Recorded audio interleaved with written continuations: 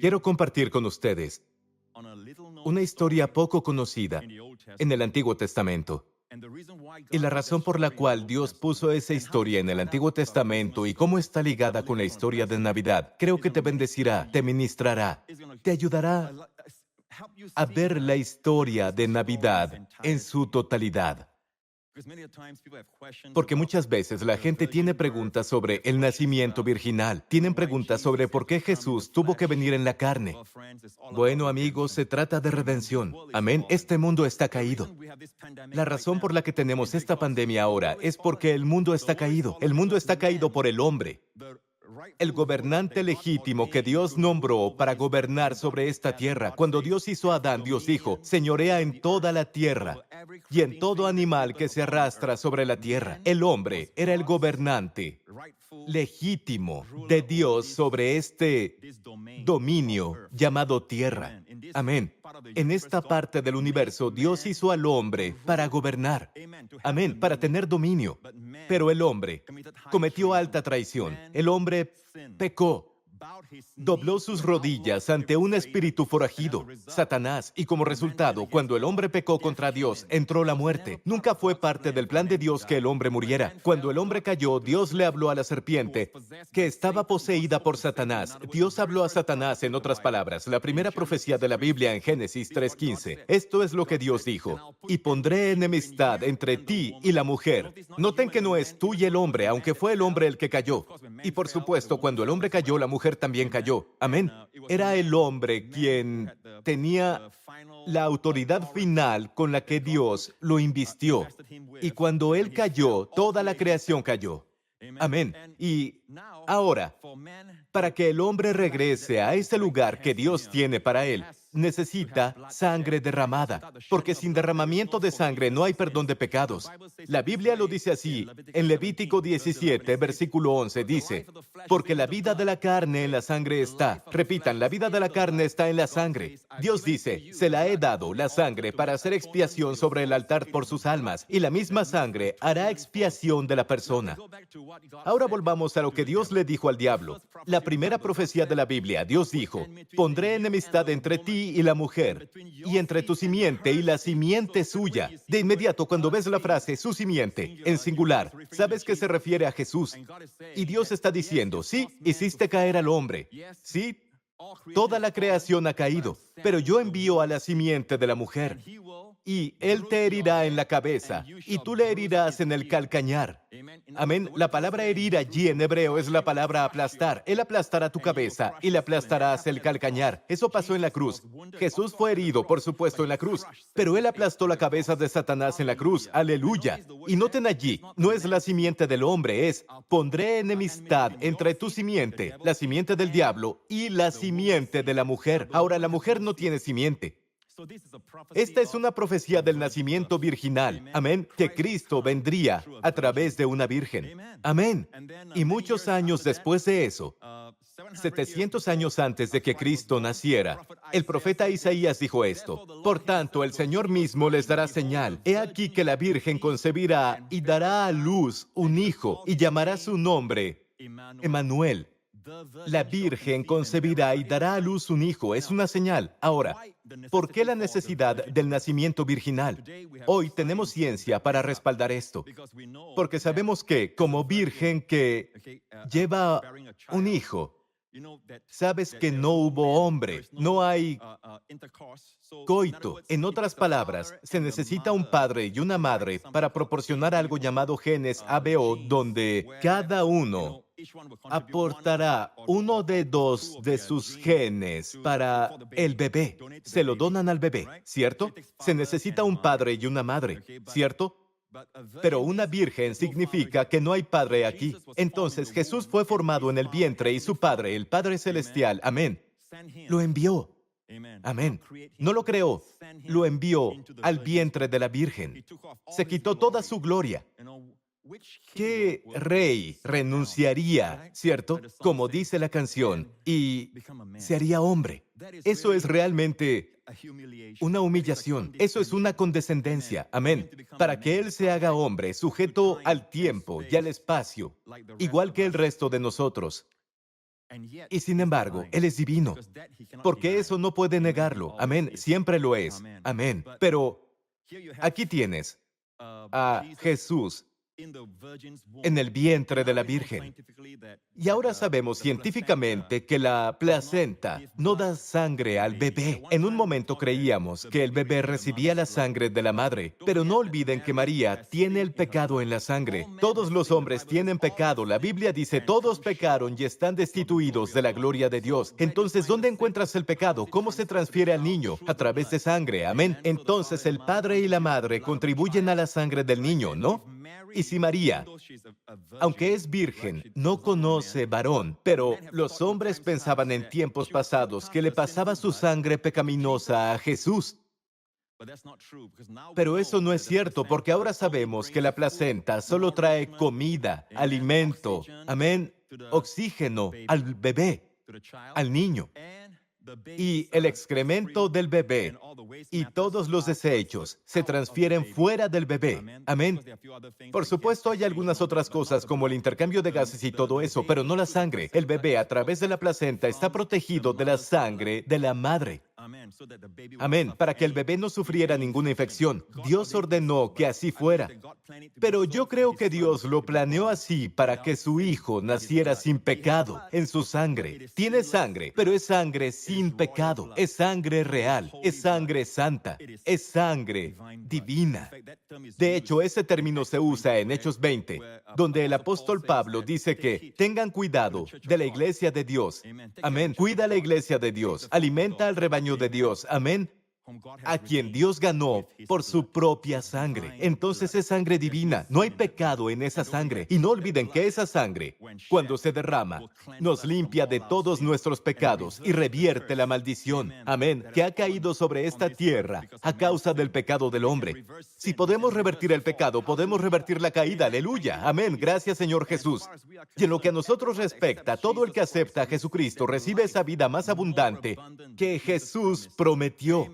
Amén, amén. Alabado sea el Señor. Gracias, Jesús. Ahora vamos a esa historia que pocas veces se comparte. Ni siquiera muchos creyentes saben sobre esta historia, pero se encuentra en Números 27, donde durante el viaje por el desierto, esto sucedió durante el tiempo de Moisés cuando salieron de Egipto. Y la Biblia dice que había unas mujeres que eran las hijas de Zelofead. Su padre acaba de morir y el padre no tenía hijos, entonces no tenían hermanos. En general, el hijo sucedía al padre y el primogénito recibía la doble porción de su herencia. Y el segundo hijo recibiría otras partes de la herencia. Pero aquí este hombre no tiene hijos, solo hijas, 5 hijas. Y sus nombres se mencionan aquí. Y fueron a ver a Moisés y es una ley. Es la ley de aquel tiempo que el padre conferirá su herencia a su hijo. Cuando el padre muere, el hijo toma el relevo. Amén. El hijo hereda todo. Pero, ¿y si no tienes un hijo? Lo que pasó fue que estas chicas fueron a ver a Moisés. Y no olviden que Moisés era el legislador. Y dijeron esto: ¿por qué será quitado el nombre de nuestro padre de entre su familia por no haber tenido hijo?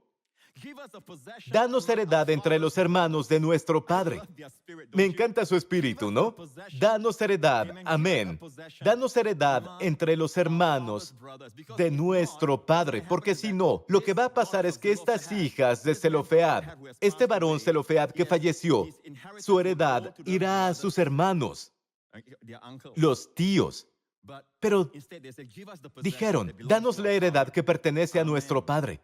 Amén. Así que pretenden cambiar la ley que existía en ese tiempo. Y Moisés, el legislador, se quedó desconcertado. ¿Cómo trato con esto? No olviden que Moisés es conocido como el legislador, ¿de acuerdo? Él está pensando, no hay ley que cubra esto, ¿cómo le hago? Entonces llevó el asunto al Señor.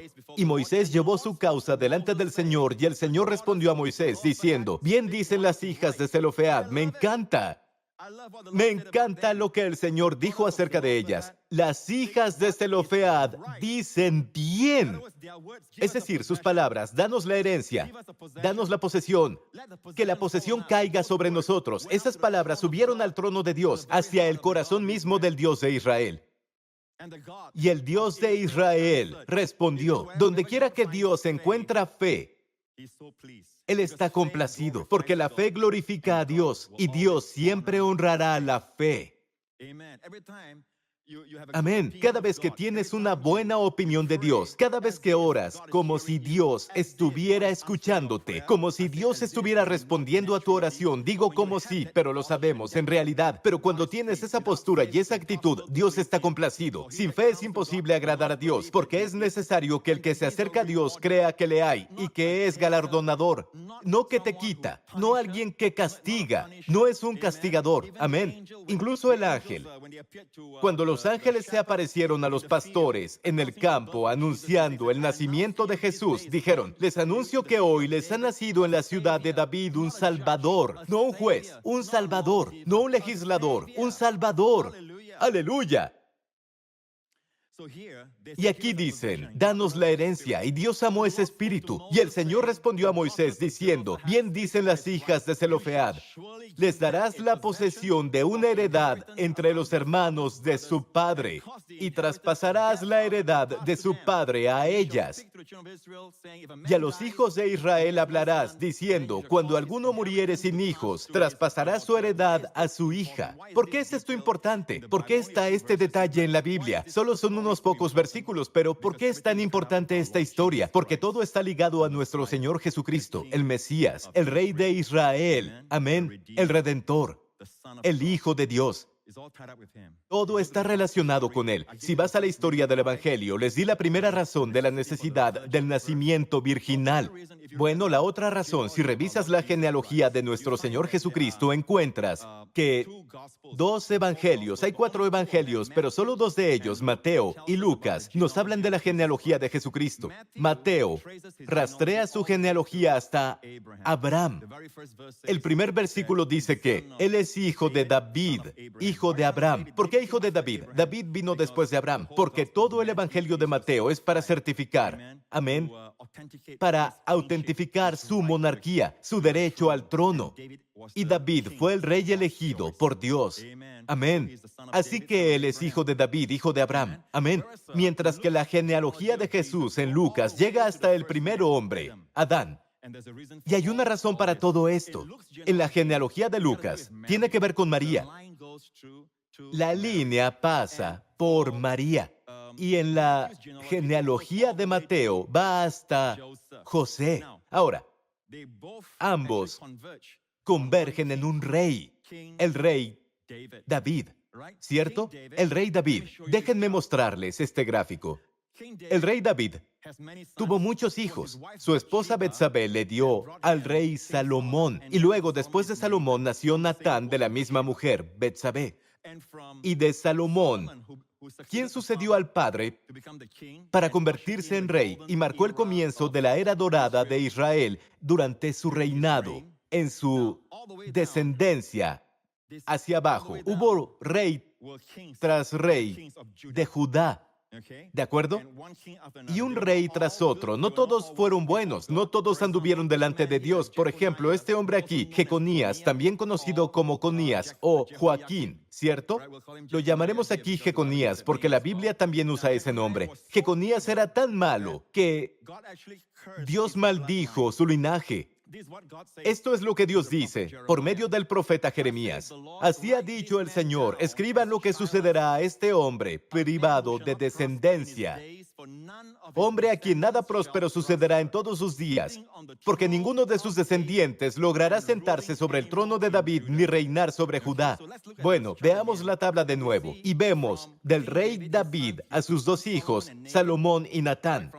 De Salomón vino el reinado, ¿verdad? Hasta llegar a Jeconías, donde sucedió la maldición. Ahora, de Jeconías en adelante ya no hubo más reyes que llegaran a gobernar en el trono del rey de Judá, hasta llegar a José. Es por eso que José no era un hombre rico, él era pobre en circunstancias humildes, aunque por derecho debería ser rey. Pero bajó desde Jeconías hasta José. Ahora, les estoy mostrando cómo. Esto es increíble. Cómo surge todo junto. Y en términos de María, vean a Natán. De la línea de Natán, Natán el hijo de David, de la línea de Natán vinieron otros hijos hasta llegar a María. Ahora vean esto. En Lucas 3, Versículo 23. Jesús mismo al comenzar su ministerio era como de 30 años, según se creía, de José, hijo de Elí. Ahora, ¿quién es el padre de José? José, el marido de María. Hablo de José, el esposo de María. ¿Quién fue su padre? Aquí dice que Elí, pero si ves Mateo 1, dice, Jacob engendró a José, marido de María. El esposo de María, no el padre de Jesús. Con mucho cuidado, el Espíritu Santo usa esa palabra. No es el padre de Jesús, sino el esposo de María, de la cual María nació Jesús, llamado el Cristo. Ahora vean esto. Jacob es el padre. Ahora, en realidad, este Jacob no es Jacob el patriarca. Este es otro Jacob, el padre. Él es el padre de carne y sangre de José. Pero acabamos de leer en el relato de Lucas que Jesús, como se suponía que era el hijo de José, hijo de Elí. Ahora, ¿por qué es así? En realidad, Elí es el padre de María. Vean esto. Elí es el padre de María, pero a causa de las hijas de Zelofead, Dios cambió la ley. Amén. Porque tuvieron fe para creerle a Dios y pidieron la posesión. Ahora la herencia puede ir a una hija. ¡Aleluya! Dios tiene una manera. Cuando el diablo se regocijó, Dios probablemente estaba diciéndoles a los ángeles, ahora vean esto, amén, alabado sea el Señor. Y Dios le dio la vuelta a todo, alabado sea el Señor. Así que José era el hijo adoptivo de Elí. Amén. Es decir, por María. María también puede recibir la herencia, amén, por las hijas de Zelofead. Aleluya. Puedes ver cómo se juntan todos los detalles de la Biblia. Y gracias a eso, José era el hijo adoptivo de Elí. Elí fue realmente el padre de María. Amén. Así que la realeza continúa hasta el final. ¿Pueden ver eso? Aunque José estaba bajo la línea maldita de Jeconías, pero María tiene derecho al trono. En otras palabras, de ambos, Jesús tiene el derecho real, amén, y el derecho de sangre, el derecho legal, real, como en la realeza. Derecho real y derecho legal. ¡Aleluya! Gracias, Señor. Y por eso la importancia del nacimiento virginal. Es todo para conservar la sangre de Jesús, porque Dios lo envió a morir por nuestros pecados, amigos. Amén. Y la Biblia nos lo dice en Romanos 5, muy claramente. Dios muestra su amor para con nosotros en que siendo aún pecadores, Cristo murió por nosotros. Mientras nosotros éramos aún pecadores, Cristo murió por nosotros. Me encanta esto, pues mucho más estando ya justificados en su sangre. ¿Justificado?